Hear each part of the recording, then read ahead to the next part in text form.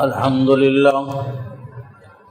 لله نحمده ونستعينه ونستغفره ونؤمن به ونتوكل عليه ونعوذ بالله من شرور أنفسنا ومن سيئات أعمالنا من يهده الله فلا مضل له ومن يضلل فلا هادي له وأشهد أن لا إله إلا الله وحده لا شريك له وأشهد أن محمدا عبده ورسوله أرسله بالحق بشيرا ونذيرا وداعيا إلى الله بإذنه وسراجا منيرا أما بعد فإن خير الحديث كتاب الله وخير الهدي هدي محمد صلى الله عليه وسلم وشر الأمور محدثاتها وكل محدثة بدعة وكل بدعة ضلالة وكل ضلالة في النار.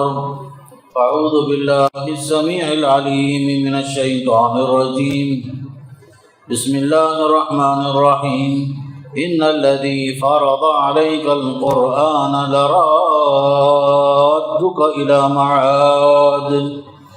وعن عائشة رضي الله عنها قالت قال رسول الله صلى الله عليه وسلم اللهم حبب إلينا المدينة كحبنا مكة أو أشد. رواه البخاری.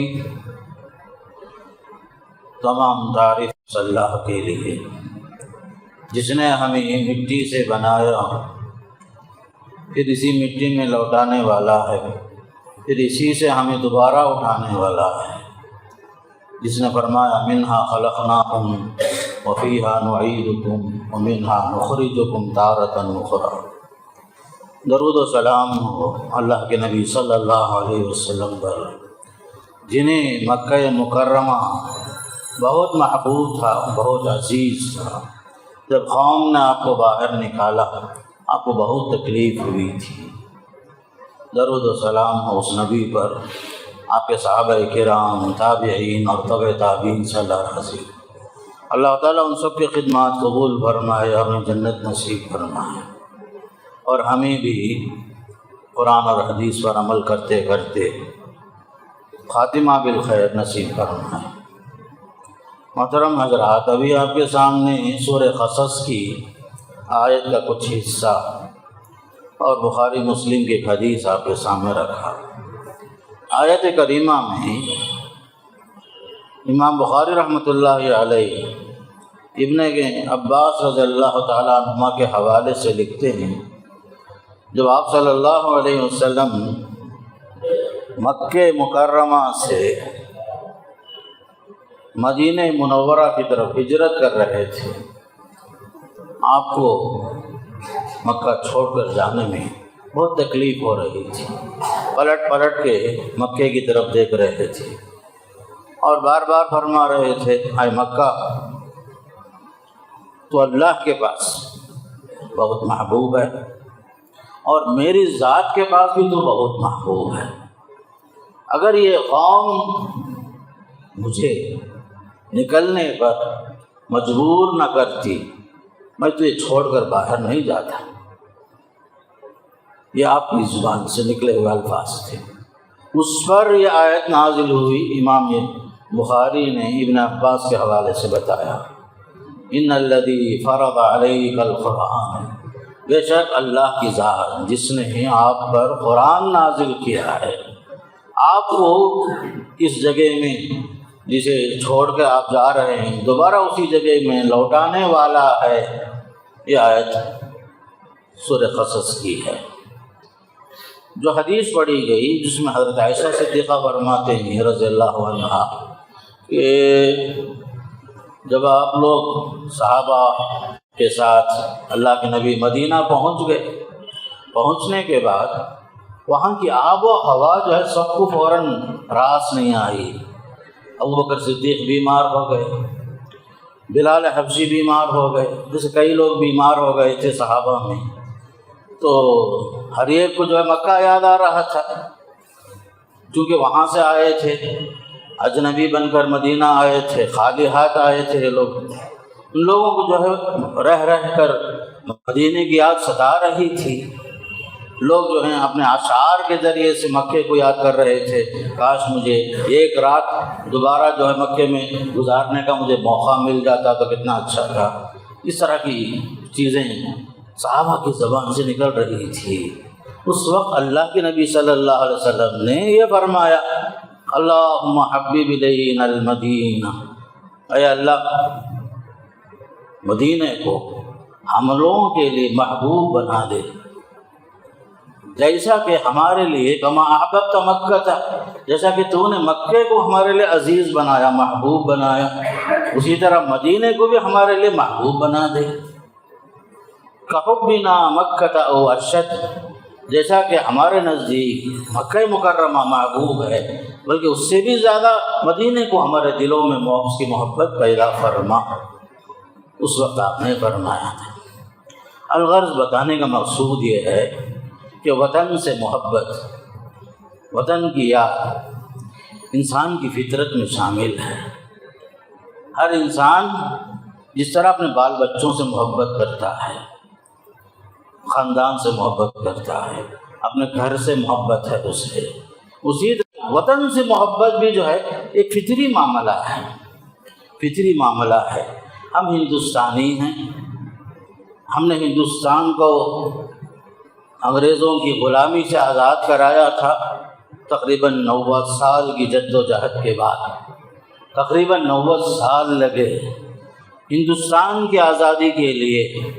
سب سے پہلے آزادی کی جنگ جنہوں نے شروع کی وہ مسلمان تھے۔ مسلمانوں نے جان دی، مال کی قربانیاں پیش کی، وقت کی قربانیاں پیش کی، سولی پہ لٹکائے گئے۔ شروع میں بڑی جانی قربانیاں مسلمانوں نے دی، اور ہندوستان کی آزادی کی تحریک مسلمانوں نے شروع کی تھی۔ یہ ایک تاریخ ہے۔ الغرض پھر اس کے بعد ہندو، مسلم، سکھ، عیسائی، فارسی سب مل کر مسلمانوں کے ساتھ ایک آواز لگا کر ہندوستان سے انگریز کو باہر بھگانے میں کامیاب ہوئے۔ 1947 میں 1947 میں ہندوستان آزاد ہوا۔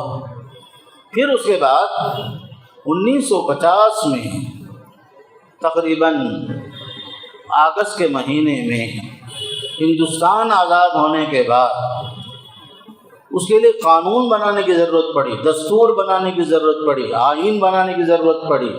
ایک کمیٹی تشکیل دی گئی امبیڈکر کی صدارت میں، تقریباً کئی حضرات تھے اس میں بھی قانون بنانے والوں میں بھی مسلمان آگے تھے۔ مولانا ابوالکلام آزاد بھی تھے، مولانا حسرت موہانی بھی تھے، خان عبدالغفار صاحب بھی تھے، سعد اللہ صاحب وغیرہ۔ اس طرح کی مسلمانوں کی ایک بڑی تعداد تھی جو آئین ہندوستان بنانے میں، مرتبین میں، باقاعدہ قانون بنانے والوں میں مسلمان بھی شامل تھے۔ الغرض قانون بننے کے بعد 1950 سے پہلا 26 جنوری کو ہندوستان کے اندر قانون نافذ کیا گیا۔ ہندوستان کے لیے نئے قوانین بنائے گئے، جمہوری ملک بنا ہندوستان۔ جمہوری ملک کے لیے قوانین جو بنائے گئے اور نافذ جو ہوا تھا 1950 سے، تقریباً 75 سال گزر گئے ہندوستان کی آزادی میں، 75 ایئرس گزر گئے۔ یوم جمہوریہ آج 26 جنوری ہے۔ پوری دنیا میں مسلمانوں نے، ہندوؤں نے، سکھوں نے، عیسائیوں نے، پادریوں نے، سب نے جو ہے آج ہندوستان کی آزادی میں حصہ لیا، اس تقریب میں، پرچم کشائی میں حصہ لیے۔ الغرض آج کا یہ دن ایک تاریخی دن ہے۔ آج کا دن معمولی دن نہیں ہے کہ جمہوریہ قانون جو بنا، جمہوریت کے لیے جو قوانین بنے، جو نافذ کیا گیا، وہ آج ہی کا دن تھا، تقریباً 75 سال پہلے ہندوستان الغرض آزاد ہوا۔ اس کی آزادی کے لیے تقریباً بڑی بڑی جانیں قربان ہوئی۔ وطن کے لیے لوگوں نے جان بھی قربان دی، مال کی قربانی دی، وقت کی قربانی دی۔ الغرض مختلف مذاہب کے لوگ اس ہندوستان میں رہتے ہیں، سب کی قربانیاں ہیں اس میں۔ لیکن شروعات جو ہوئے تھے ہندوستان کی آزادی کے لیے مسلمانوں نے شروع کیا تھا۔ الغرض ہندوستان ایک جمہوری ملک ہے۔ جمہوری ملک کا مطلب یہ ہوتا ہے کہ ہندوستان عوام سے بنا ہے، عوام نمائندے منتخب کرتے ہیں، عوام کے ذریعے سے حکومت چلتی ہے، عوام جس کو منتخب کرتے ہیں وہ آپ کا لیڈر بنتا ہے، حکومت کرتا ہے۔ اور یہاں پر قوانین کے حساب سے سارے لوگوں کے حقوق برابر ہیں، مذہبی آزادی سب کو ہے، اظہار رائے کی آزادی سب کو ہے، مختلف افکار، مختلف نظریات کے لوگ، مختلف تہذیب کے لوگ، ہر مذہب کے لوگ اپنے اپنے مذہب پر عمل کرنے کی اجازت دستور کے اندر موجود ہے۔ ہمارا جو دستور ہے، ڈیموکریسی جو بنا، خاص کر کے 26 جنوری سے 1950 سے جو قوانین نافذ ہوئے، اس میں ریپبلک آف انڈیا جو ہے، اس کے اندر سیکولرزم کے جو قوانین نافذ ہوئے، سب کو برابر حقوق حاصل ہوئے۔ نتیجے میں سب بھائی بھائی بن کر بھائی چارگی کے ماحول کے ساتھ، اخوت کے ساتھ، محبت کے ساتھ، امن کے ساتھ، شانتی کے ساتھ سب جو ہے ایک ساتھ رہنے لگے۔ یہ ہندوستان کی ایک خاص خصوصیت ہے۔ یہاں وحدت میں کثرت ہے، یہاں کثرت کے ساتھ وحدت بھی ہے۔ یہ ہندوستان ایک ایسا ملک ہے، اگرچہ کہ دیگر ممالک میں جمہوریت ضرور ہے، لیکن یہاں کی اکثریت اور یہاں کی قوانین کی بالادستی دیگر ممالک کے مقابلے میں ممتاز ہے۔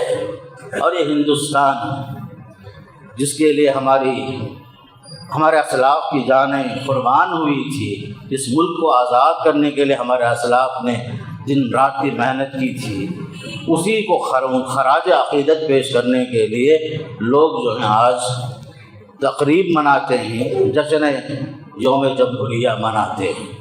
اب میں آپ سے یہ جو ہے بتانا چاہتا ہوں کہ وطن سے محبت کوئی اسلام سے ہٹ چیز نہیں ہے۔ وطن سے محبت جو ہے انسان کی فطرت میں شامل ہے، بلکہ دین کے اندر بھی حصہ ہے۔ جیسا کہ میں نے قرآن کی آیت تلاوت کی، اللہ کے نبی صلی اللہ علیہ وسلم کو مکہ مکرمہ میں 40 سال کی عمر میں بعثت ملی، نبوت ملی۔ تفصیل میں جانے کا ٹائم کم ہے، تو حضرت محمد صلی اللہ علیہ وسلم پر جب جبریل امین نے قرآن کی ابتدائی آیتیں سورہ علق کی لے کر نازل ہوئی، اس وقت جو ہے آپ بہت پریشان ہوئے۔ گھر میں آئے، ام المومنین عائشہ صدیقہ رضی اللہ تعالیٰ عنہ نے بہت تسلی دی، فرمایا پریشان ہونے کی ضرورت نہیں ہے، اللہ تعالیٰ آپ کے ساتھ بھلا کرے گا، آپ کی مدد کرے گا، آپ کو رسوا نہیں کرے گا، آپ کے اندر بڑی خوبیاں ہیں، ساری باتیں بتائیں۔ پھر اس کے بعد ورقہ بن نوفل کے پاس لے کر گئے، تو ان کے چچازاد بھائی تھے، وہ عیسائی تھے، کرسچن تھے۔ اس وقت صحیح روایتوں کے مطابق تنصرہ کا لفظ آتا ہے، کرسچن تھے۔ انہوں نے سن کر کہا آپ کے پاس جو آیا ہے فرشتہ، یہ حضرت موسیٰ علیہ السلام کے پاس بھی آیا تھا، آپ خوش ہو جائیے، آپ کو اللہ نبی بنا رہا ہے۔ پھر اس کے بعد ایک جملہ جو اہم پوائنٹ ہے، جو اہم نقطہ ہے، ورقہ بن نوفل نے کہا اے محمد، یہ قوم آپ کا ساتھ نہیں دے گی، یہ قوم آپ کو باہر نکال دے گی، یہ لوگ ساتھ نہیں دیں گے، اگر میری زندگی رہی اس وقت میں ضرور آپ کا ساتھ دوں گا۔ اس وقت یہ جملہ انہوں نے کہا، ورقہ بن نوفل، اللہ کے نبی صلی اللہ علیہ وسلم بہت شارٹ رہا، کہا اب مخرجیہ ہوں، کیا یہ لوگ مجھے میرے بستی سے باہر نکال دیں گے؟ آپ نے بڑے تعجب سے پوچھا تھا کہ ہاں ایسا ہوگا۔ تو ورقہ بن نوفل نے بتایا، تو یہاں سے ہی آپ کو جو ہے کھٹکا لگا، یہ وہ بستی جہاں میں پیدا ہوا، جہاں مجھے نبوت ملی، رسالت ملی، میرے ابتدائی 40 سال گزرے، کیا یہ لوگ مجھے باہر نکال دیں گے وطن سے؟ سلسلہ ایسے ہی آگے بڑھتا رہا، نبوت ملی، قرآن نازل ہوتے رہا، مکے کی زندگی مسلمانوں کے لیے تنگ سے تنگ ہوتی گئی۔ تقریباً 8 سال گزر گئے، لوگوں نے ہجرت بھی کی، حبشہ کی طرف گئے، کچھ لوگ مدینہ گئے، پھر اس کے بعد آپ صلی اللہ علیہ وسلم کو بھی اجازت ملی مدینہ منورہ کی طرف ہجرت کرنے کی۔ اس وقت جب آپ مدینہ جا رہے تھے بہت تکلیف ہوئی، آپ پلٹ کے بار بار دیکھ رہے تھے مکے کی طرف، اس لیے کہ ایک آدمی جو ہے جہاں پیدا ہوا، جس کی بچپنا جہاں گزری، وہ بہت محبوب ہوتی ہے وہ چیز۔ آپ کے لیے بھی وہ چیز بہت گراں گزر رہی تھی صلی اللہ علیہ وسلم کے لیے۔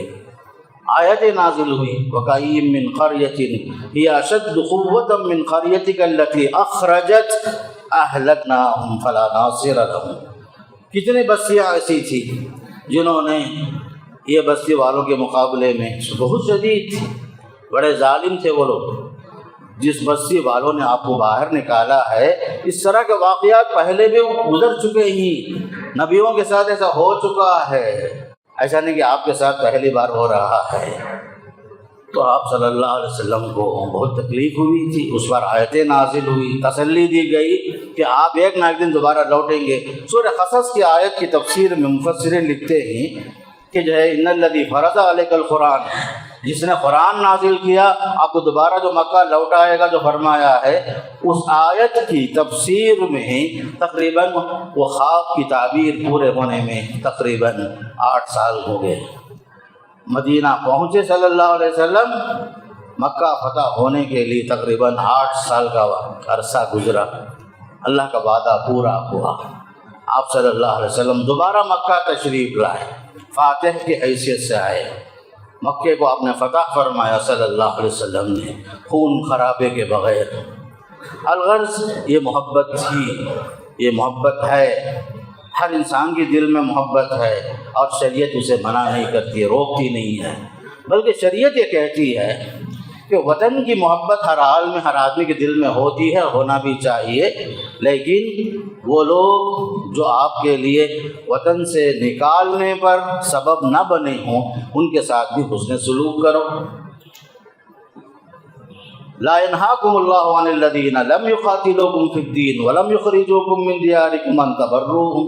سورہ ممتحنہ کی آیت میں اللہ نے فرمایا، دیکھو جو لوگ تم سے دین کے معاملے میں جہاد نہیں کیے، تمہیں قتل نہیں کیے، تمہارے ساتھ لڑائی نہیں کیے، تمہیں مکے سے نکلنے پر مجبور نہیں کیے، ایسے لوگوں کے ساتھ انصاف کرنے سے اللہ آپ کو منع نہیں کرتا۔ آپ ان کے ساتھ اچھا سلوک کرو، حسن سلوک کرو، ان کے ساتھ دوستی قائم رکھو، ان کے ساتھ محبت کے ساتھ رہو۔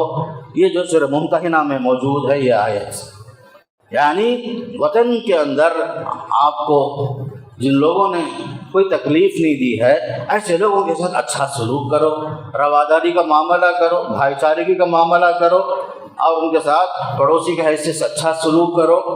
اگر تمہارا پیٹ بھرا ہوا ہے، پڑوسی بھوکا ہے، تو آپ جنت میں جا نہیں سکتے۔ آپ اس طرح کے سارے احکامات نازل ہوئے۔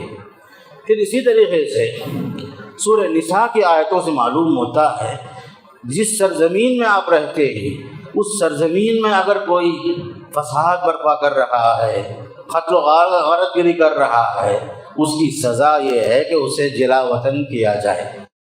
وطن سے نکالنا بطور سزا کے طور پر اللہ تعالیٰ فرما رہا ہے سورہ نساء میں، انما جزاء الذین یحاربون اللہ ورسولہ، ان لوگوں کی سزا، ان لوگوں کا بدلہ ہوا ہے الذین، انما جزاء الذین یحاربون اللہ ورسولہ، جو اللہ اس کے رسول کے ساتھ جنگ کرتے ہیں، ویسعون فی الارض فسادا، زمین میں فساد برپا کرتے ہیں، ان یقتل، ان کی سزا یہ ہے وہ قتل کر دیے جائیں۔ فساد کرنے والوں کی سزا کیا ہے؟ قتل کر دیں۔ ان یقتل او یصلبوا، یا انہیں سولی پہ لٹکا دیا جائے، او تقطع ایدیہم وارجلہم من خلاف، یا ان کے ایک ہاتھ ایک پیر کاٹ دیا جائے، یا انہیں سولی پہ لٹکا دیا جائے، او ینفوا من الارض، آخری شکل سزا کی یہ بھی ہے انہیں وطن سے باہر نکال دیا جائے۔ وطن سے نکالنے کو بھی جو ہے بطور سزا کے طور پر اللہ تعالیٰ یہاں بتا رہا ہے سورہ نساء میں، جو زمین میں فساد برپا کرتے ہیں۔ یہ کام کون کرے گا؟ اسلامی حکومت میں جو حاکم ہے، حکومت اسلامی ہے، قانون اسلامی ہے، وہاں کے لیے یہ چیز ہے، اسے سمجھنے میں غلطی نہ کرو آپ لوگ۔ قرآن کی آیت اپنی جگہ صحیح ہے، قرآن پر عمل، قرآن کی آیتوں کی تطبیقی صورت کہاں ہوگی؟ جہاں اسلامی حکومت ہوگی۔ حاکموں کو کہا جا رہا ہے ایسے فسادیوں کو زمین سے باہر نکالو۔ انہیں مختلف سزاؤں میں سے ایک سزا قتل بھی ہے، سولی پہ لٹکانا بھی ہے، ہاتھ پیر کاٹنے کا بھی ہے، اس کو محاربہ کہتے ہیں، یہ باقاعدہ ایک الگ موضوع ہے۔ بطور مثال میں نے آپ کو یہ بات کی، بلکہ فرعون کے جرائم جو قرآن بیان کرتا ہے، فرعون کا ظلم کیا تھا، فرعون کا جرم یہ تھا وَجَعَلَ أَهْلَهَا شِيَعًا، اس نے جو ہے زمین والوں میں اس طرح فساد کیا، لوگوں کو حصوں میں بانٹ دیا، ٹولیوں میں بانٹ دیا، گروپ میں بانٹ دیا، لوگوں کو آپس میں ایک دوسرے کے ساتھ لڑنے پر مجبور کر دیا، طبقات میں تقسیم کر دیا، لوگوں کو اونچ نیچ کے فرق کے ساتھ لوگوں کو برباد کر دیا تھا فرعون۔ قرآن اس کے جرائم میں یہ بات بیان کرتا ہے وَجَعَلَ أَهْلَهَا شِيَعًا، باقاعدہ اس نے لوگوں میں گروہ بندیاں قائم کی، اس کا بھی اس کے جرائم میں سے ایک جرم یہ بھی تھا۔ الغرض قرآن اور حدیث سے بات معلوم ہوتی ہے کہ ہر آدمی اپنے وطن کو محبت کی نگاہوں سے دیکھتا ہے اور اس کی آزادی کو جو ہے باقاعدہ اسے حق سمجھ کر لڑتا ہے اور اس کے لیے شہید بھی ہوتا ہے، اپنی جان کے لیے اپنی جان اس راستے میں قربان بھی کرتا ہے، تو اسے بھی شہادت کا ایک درجہ دیا جاتا ہے۔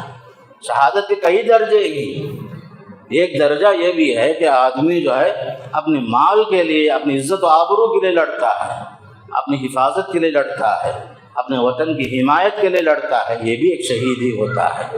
شہید کے درجات ہیں، شہید کے مراتب ہیں۔ سب سے اعلیٰ درجے کا شہید کون ہے؟ جو اللہ کے راستے میں، جہاد فی سبیل اللہ میں، اسلام کی سربلندی کے لیے، کفر کو ختم کرنے کے لیے، اسلام کی سربلندی کو اور بالادستی کے لیے جو لڑتا ہے، وہ سب سے اعلیٰ درجے کا، ٹاپ درجے کا شہید ہوتا ہے۔ اور اس کے علاوہ دیگر اور شہداء کی الگ الگ حیثیتیں ہی اور اس کی قسمیں الگ الگ ہیں۔ تو وطن کے لیے بھی بہت سارے لوگ اس میں شہید ہوئے، محض دین کے خاطر، اسلام کے خاطر، وطن کی خاطر لڑنے والوں کو بھی جو اسلام کے پاس درجہ شہادت حاصل ہوتی ہے۔ الغرض ہم ہندوستانی ہیں، ہندوستانی ہونے کے حیثیت سے سب سے پہلا اونچا درجہ ہمارے پاس اسلام کا ہے۔ ہمارے پاس وطن سے بھی زیادہ اگر عزیز کوئی چیز ہے تو ہمارا عقیدہ ہے، ہمارا مذہب ہے، ہمارا اسلام ہے۔ ہم سب سے پہلے مسلمان ہیں، پھر ہندوستانی ہیں۔ ہمارے لیے سب سے اہم چیز ہمارا مذہب ہے۔ ہم جو ہے اپنے مذہب کی خاطر، اگرچہ کہ بعض قوانین، بعض تہذیبیں، بعض کلچرز جو ہے اسلام کے خلاف ہوں گے تو وہاں ہم اسلام کے خلاف ہم نہیں چلیں گے۔ وندے ماترم کا ایک مسئلہ آتا ہے، زمین کو خدا بنا لو، گائے کو خدا بنا لو، فلاں فلاں کو خدا بنا لو، ہم نہیں مانیں گے۔ ہمارا خدا صرف ایک ہی ہے، جس نے ہمیں بنایا، جس نے ہمیں مٹی سے بنایا، مٹی میں لوٹانے والا ہے، دوبارہ ہمیں اٹھانے والا ہے۔ ہم اس کی عبادت کرتے ہیں، ہم ہر چیز کی پوجا نہیں کرتے۔ سورج اور چاند کو ہم مخلوق مانتے ہیں، خدا نہیں مانتے۔ مسجدوں میں فرق ہوتا ہے۔ تو جمہوریت کا مطلب یہ بھی نہیں ہے کہ یم مدم سم مدم کا مطلب یہ بھی نہیں ہے کہ ہر مذہب کو ہم مان لیں، نہیں، ہم اپنے مذہب پر رہیں گے، دوسروں کے مذہب کا احترام کریں گے، کسی کے ساتھ چھیڑ چھاڑ نہیں کریں گے۔ ہم اپنے دستور کے ساتھ، جو دستور ہمارے اسلام کے خلاف نہیں ہے، آئین ہے، ظلم کے خلاف ہے، ملک کی ترقی کے لیے ہے، قوم اور ملت کی فلاح و بہبودی کے لیے ہے، ہم اس میں ساتھ دیتے ہیں اور اس کی ترقی ہم اپنی ترقی سمجھتے ہیں۔ اور ملک کے ساتھ ہم غداری نہیں کرتے، ہم ملک کے ساتھ خیانت نہیں کریں گے، ہم ملک کے ساتھ بے وفائی کا کام ہم نہیں کریں گے، بلکہ ہم نے اپنی جان دی ہے ملک کی خاطر۔ ہم ان کے اولاد ہیں جنہوں نے اپنے ملک کی خاطر اپنی جان دی، جان دی ہوئی اسی کی تھی۔ حق تو یہ ہے کہ حق ادا نہیں ہوا۔ ہمارے اسلاف ایسے تھے جنہوں نے محض اپنے وطن کی خاطر سب کچھ قربان کر دیا۔ سب سے قیمتی چیز کیا ہے؟ جان دی ہے، وہ بھی دے دیے محض ہندوستان کی آزادی کے لیے۔ میرے دوستو، لاکھوں کی لاشیں اس راستے میں قربان ہو گئی ہیں۔ اس میں مسلم بھی ہیں، سکھ بھی ہیں، عیسائی بھی ہیں۔ تو ہم بحیثیت مسلمان اس جمہوری قوانین کے ساتھ ساتھ ہم اپنے مذہب کے پاسبان ہیں، مذہب کے پاسبان کے ساتھ ساتھ وطن عزیز ہمارے پاس محبوب ہے، ایمان کا حصہ ہے۔ پیارے نبی صلی اللہ علیہ وسلم جس طرح مکے سے محبت کرتے تھے، مدینے سے محبت کرتے تھے، ابراہیم خلیل اللہ علیہ السلام نے مکے کو آباد کرنے کے بعد دعا فرمائی، وہ بھی تو شہر ہی تو ہے مکہ مکرمہ، دعا کرے رب اجعل ھذا البلد آمنا پروردگارا اس شہر کو امن والا بنا دے، رب اجعل ھذا البلد آمنا واجنبنی وبنی ان نعبد الاصنام، مجھے میرے بچوں کو شرک سے بچا لے۔ ابراہیم خلیل اللہ دعا فرمائے، اسی دعا کو سامنے رکھتے ہوئے پیارے نبی صلی اللہ علیہ وسلم نے مدینے کے واسطے دعا کی۔ مدینہ بھی ایک شہر ہے، مدینہ بھی ایک ملک کا ایک حصہ ہے۔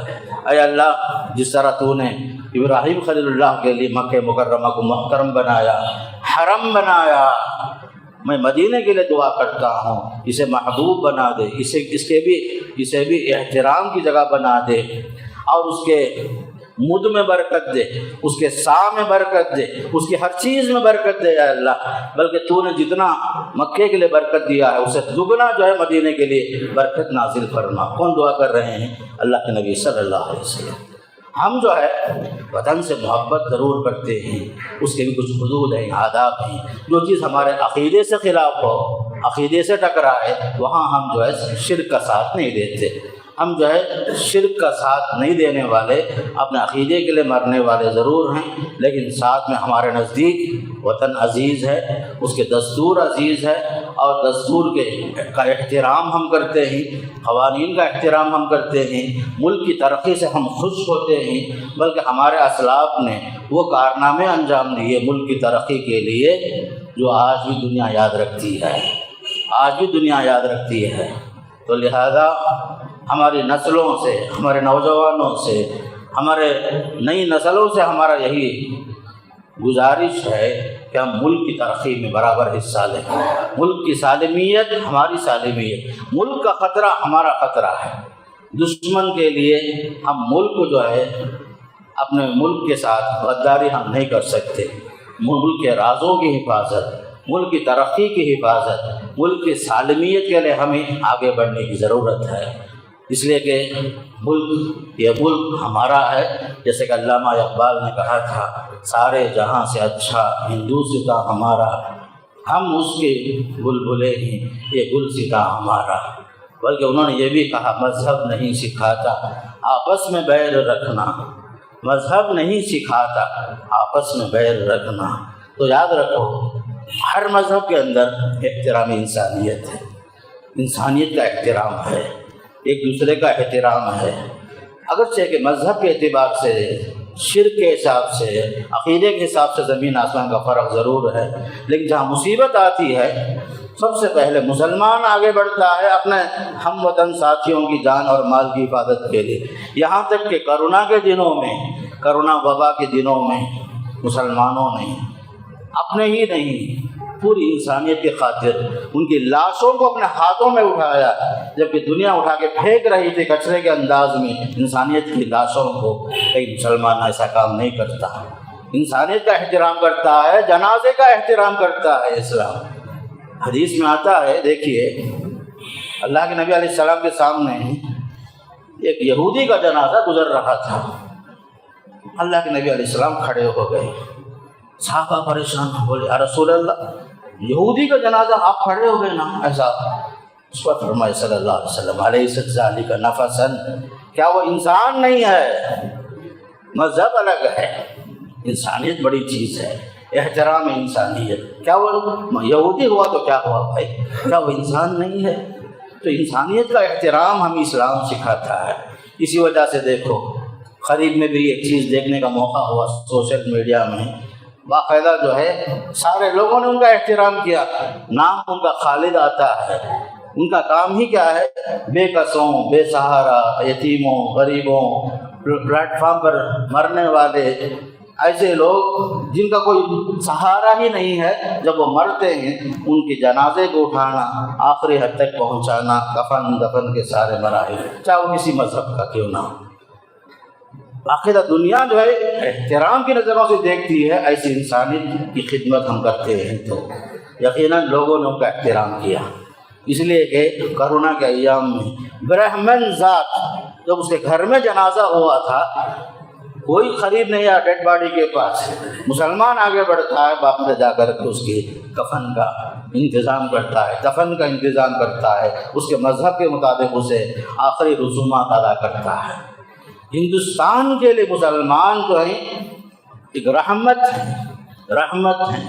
یہ قوم دائی قوم ہے، یہ قوم جو ہے کسی کے دشمن نہیں ہے، بلکہ جو ہے بھائی چارگی کا ماحول عام رکھنا یہ ہماری فطرت میں ہے۔ مذہب نہیں سکھاتا آپس میں بیر رکھنا۔ ہم ہندی ہیں، ہم وطن ہیں، ہندوستان ہمارا، اس لیے یاد رکھو وطن عزیز ہے ضرور، لیکن میں آپ سے یہ کہہ رہا ہوں کہ سب سے پہلے عقیدے کے حساب سے پہلا میں مسلمان ہوں، اس کے بعد میں ہندوستانی ہوں۔ یہ چیز ذہن میں رکھ لو، تب جو ہے کہیں آپ شرک کے معاملے میں آپ ملوث نہیں ہوں گے۔ ورنہ بعض مسلمانوں کو دیکھتا ہوں میں باقاعدہ جو ہے پوجا پاٹ میں بھی شریک ہو جاتے ہیں، نعوذ باللہ من ذالک۔ پوجا پاٹ میں ایک مسلمان شریک نہیں ہو سکتا بھائی۔ آپ جو ہے کسی کی شرکیہ عیدوں میں جا کر مبارکبادی پیش نہیں کر سکتے، آپ گویا کہ آپ شرک سے راضی ہیں، نعوذ باللہ من ذالک۔ عقیدہ توحید سب سے اہم چیز ہے، سب سے قیمتی سرمایہ مسلمان کے لیے اس کا عقیدہ ہے۔ دین سے بڑھ کر ہمارے پاس کوئی دولت نہیں، ہمارے پاس دین اہم ہے، وطن دوسرے نمبر پر ضرور ہے، ہم نے اس کے لیے بھی قربانیاں دی ہیں۔ آج 75واں یوم جمہوریہ ہے، باقاعدہ مسلمانوں کو جہاں کہیں بھی رہیں، جیسے پرچم کشائی کا معاملہ ہے، باقاعدہ آگے چڑھ کر حصہ لینا ہے، چاہے وہ 15 اگست ہو یا 26 جنوری ہو، اس لیے کہ لوگ موقع کی تلاش میں ہیں ہمیں غدار کہنے کے لیے، ہمیں جو ہے فلاں سے محبت کرنے والے ہندوستان کے لیے غیر مفید سمجھانے کے لیے، ہمیں ایسا موقع نہیں دینا ہے۔ اگرچہ کی تاریخ ہے ہمارے ساتھ، ہم نے سب کچھ دیا، ہم نے سب کچھ دیا، مال کی ضرورت پڑی، سونے کی ضرورت پڑی، ٹن سونا جو ہے باقاعدہ حیدرآباد سے ہندوستان کی آزادی کے لیے ہمارے نوابوں نے بھی دیا، بلکہ اس کی تاریخ ایسی ہے کہ ہندوستان کی تاریخ کہیں اور ملک میں یہ چیز نظر نہیں آئے گی۔ بہرحال بھائی چارگی کا ماحول، امن کا ماحول، منافرت کا جو ماحول ہے اسے خاص کر منافرت کے ماحول کو ختم کرنا ہے، اور ہمیں ضروری ہے ہندوستان کے قوانین کی حفاظت کرنے والے سیکولر ذہن کے لوگوں کا ساتھ دینا ہے، خاص کر الیکشنوں میں۔ ایسے لوگ جو سیکولر ذہن کے ہیں، فرقہ پرست عناصر نہیں ہیں، فرقہ پرستی نہیں ہے جن کے اندر، وہ جو انسان کو انسان سمجھتے ہیں اور ہندوستان کو، اس کی ترقی کو سب سے عزیز سمجھتے ہیں، ہمیں ان کا ساتھ دینا ہے اور ایسے لوگوں کے ساتھ ہاتھ بٹانا ہے، چاہے وہ کسی بھی مذہب کا کیوں نہ ہو۔ کیسے کیسے حالات پیش آئے، واقعات پیش آئے، لوگوں نے چرچ کھول دیا مسلمانوں کے لیے نماز پڑھنے کے لیے۔ آج بھی امریکہ میں بعض چرچ ہیں، جمعے کے دن باقاعدہ اس چرچ میں جو ہے پردہ لگا کر کے مسلمان جمعے کی نماز قائم کرتے ہیں، آج بھی اس کی مثالیں ہیں۔ خود کیرلا کے اندر کئی چرچوں میں جب حالات دشوار ہوئے، چرچوں نے دروازے کھولے مسلمانوں کو نماز پڑھنے کے لیے۔ اس وقت یہ ہندوستان کی خوبصورتی ہے، یہ ہندوستان چمن ہے، یہ اس کی خوبصورتی مختلف خیالات، افکار، نظریات، تہذیبیں، کلچرز سب اپنی جگہ میں، کسی کو جو کسی پر کوئی بالادستی نہیں، ہر مذہب والا اپنے اپنے مذہب کے مطابق عمل کرتا ہے۔ آپ مدراس سے آتے ہوئے دیکھیے، پوندملی کے روڈ میں ہی ایک ساتھ مسجد بھی ہے، چرچ بھی ہے، وہ زمانے سے ہے، آج بھی ہے، کوئی چھیڑ چھاڑ نہیں، لوگ مسلمان اپنے مذہب پر عمل کر رہا ہے، کوئی عیسائی ہے وہ اپنے مذہب پر عمل کر رہا ہے، کہیں آمنے سامنے مندر بھی ہے، مسجد بھی ہے۔ یہاں کا ماحول، خاص کر تمل ناڈو کا جو ماحول ہے، امن پسند لوگ، سمجھدار لوگ، تعلیم یافتہ لوگ ہیں، ہمارے تمل ناڈو کے لوگ ہیں، اس محبت کو باقی رکھیے۔ یہ اسلام ہے، یہ پیغام امن ہے اسلام کا، شانتی کا پیغام ہے ہمارا یوم جمہوریہ کی مناسبت سے۔ اس لیے میں آپ کو تاریخ کے حیثیت سے بتایا کہ وطن سے محبت ایمان کا بھی حصہ، فطری معاملہ۔ ہم جب سعودی عرب میں رہتے تھے، معلوم ہوا کہ فلاں دور جگہ میں کوئی ہندوستانی ہے، ہم لپک کے جاتے تھے اسے ملنے کے لیے، اس لیے کہ وہ ہندوستانی ہے، ایک فطری محبت تھی۔ جانے کے بعد مجھ سے کون سا ملک؟ ہندوستانی، خوش ہو جاتے۔ پھر اس کے بعد دوسرا سوال ہوتا کون سے اسٹیٹ کے؟ اگر معلوم ہوا کہ وہ مدراس کا ہے اور بھی خوشی بڑھ جاتی ہماری۔ تیسرا سوال ہوتا مدراس اسٹیٹ کے اندر کون سے صوبے میں ہیں آپ، کون سے ڈسٹرکٹ میں ہیں، اس طرح کی چیز۔ یہ ہر چیز فطرت کے اندر ہے۔ ہم باہر کے سفر بھی کرتے ہیں، جب ہم ہندوستان کی سرزمین پہ اترتے ہیں ایک عجیب محبت ہمارے دل میں آتی ہے، یہ چیز بولنے کی بھی نہیں ہے، سمجھنے کی ہے، احساسات کی ہے، اسے باقی رکھیے۔ یہ فطری معاملہ ہے۔ خود اللہ کے نبی علیہ الصلوۃ والسلام کو مکے سے محبت تھی، مدینے سے محبت تھی، صحابہ کرام کو جو اپنی زمین سے محبت تھی، باقاعدہ یہ سب چیزیں تاریخ میں شرعی حساب سے دیکھیں گے کوئی غلط نہیں ہے، بلکہ ایمانی تقاضے یہی ہیں کہ ہم اپنے مذہب پر رہتے ہوئے دوسروں کا احترام کریں، دوسروں کے مذہبوں کا احترام، ان کے کلچروں کا احترام، کسی کو برا بھلا بولے بغیر ہر ایک کے ساتھ حسن اخلاق سے پیش آنا۔ اخلاق ایک ہتھیار ہے میرے دوستو، کیریکٹر ایک ایسا مؤثر ہتھیار ہے، اس کے ذریعے سے آپ لوگوں کے نظریات کو آپ جیت سکتے ہیں، اسلام کی محبت لوگوں کے دلوں میں ڈال سکتے ہیں۔ اخلاق میں، کردار میں بلند ہو جائیے، دنیا آپ کے قدموں میں گر جائے گی انشاءاللہ تعالی۔ الغرض یہ چند باتیں تھیں، اللہ مجھے بھی اور آپ کو بھی خاص کر اس موقع سے دعا یہ بھی ہے، اللہ ہمارے ملک کی حفاظت فرمائے، اللہ ہمیں اس ملک کی ترقی کے لیے، اس ملک کی سالمیت کے لیے کچھ کرنے کی بھی توفیق نصیب فرمائے، جس طرح کہ ہمارے اسلاف نے کیا، اس راستے میں شہید ہوئے۔ اللہ ہم سب کو بھی ملک کی سالمیت کو باقی رکھنے اور اسے فرقہ پرست عناصر کے شر پسندیوں سے، ان کے برے عزائم سے ہمیں اس ملک کو بچانے کے اللہ توفیق نصیب فرمائے۔ اللہ اس ملک کے اندر کلمہ توحید لا الہ الا اللہ محمد رسول اللہ کے اس پیغام کو ہر انسان کے دل تک پہنچانے کی توفیق نصیب فرمائے۔